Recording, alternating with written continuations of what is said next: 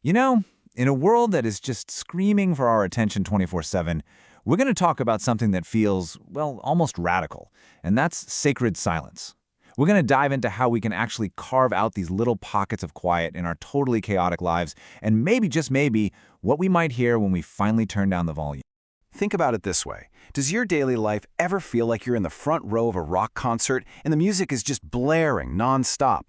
I'm talking about the notifications, the deadlines, the social media feeds. It's just a complete sensory overload, right? And right there, in the middle of all that noise, you're trying to hear something really, really quiet. You're straining to hear a whisper of guidance or just a moment of peace. And if you've ever felt that way, trust me, you are not alone. It's one of the biggest challenges of living in the world today. Okay, so if the problem is noise, then the solution has to be stillness. But listen, we're not talking about just empty, boring silence here.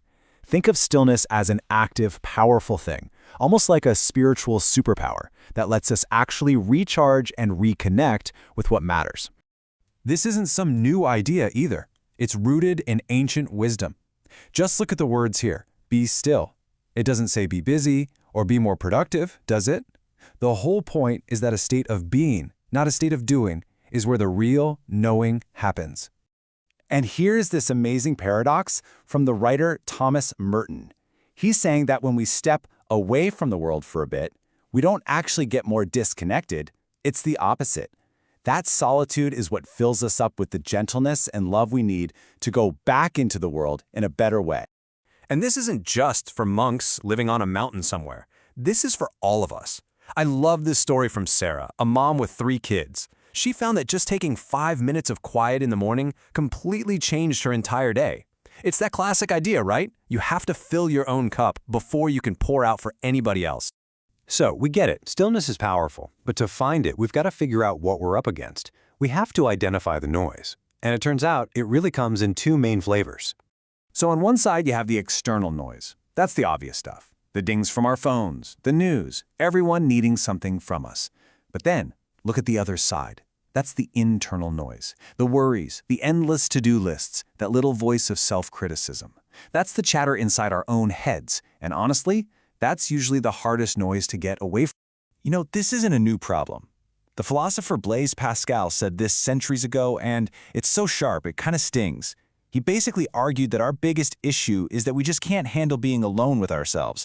And wow, does that feel more true today than ever before? Here is the perfect, modern-day version of that feeling.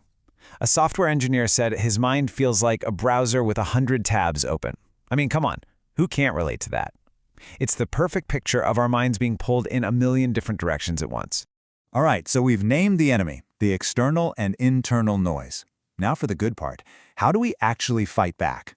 Let's get super practical and open up our stillness toolkit. Inside are some simple but really powerful things you can literally start doing today. First up, we've got something called breath prayer. It's an ancient practice, and it is so incredibly simple. All you do is you take a short, meaningful phrase, and you sync it up with your breathing. It turns something you do automatically, breathing, into a real moment of connection. So here's a classic example.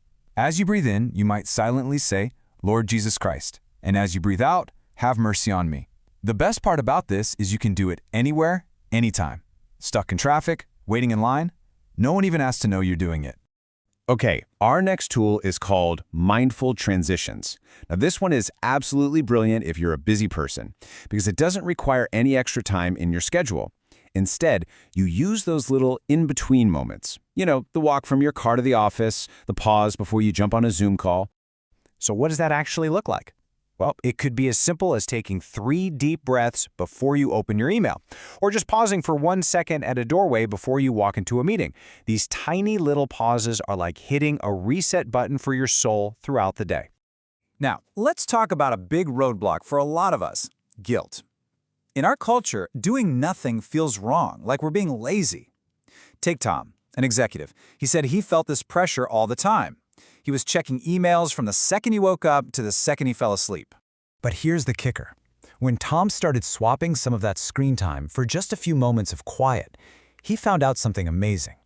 That stillness wasn't making him less productive, it was making him more productive. He was more focused, he made better decisions, he was just plain better at his job. And that brings us to the payoff. What actually happens when you start doing this? What are the real rewards, the fruits of making space for silence? Well, the benefits are huge, and they all kind of connect to each other. It starts inside, with more peace and less anxiety. That naturally makes you more patient and compassionate with other people. But what's really cool is how that inner calm creates better outer results, like a boost in creativity and focus. Let's just grab that last one, creativity. An artist named Maria talked about how she used to really struggle, trying to force her ideas. But once she started her stillness practice, she said it was like creativity just started bubbling up on its own, like she'd tapped into this hidden wellspring she never knew was there. As we start to wrap this up, this gorgeous line from the poet T.S. Eliot just says it all. Life is always going to be a turning world. It's going to be chaotic.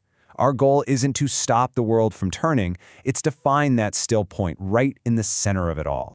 So, I want to leave you with one simple question. This isn't about some huge dramatic change. It's about one small step. Maybe it's just taking 3 deep breaths before your next task, or doing one breath prayer in the car. What's one tiny thing you can do today to find just a little more stillness in your life?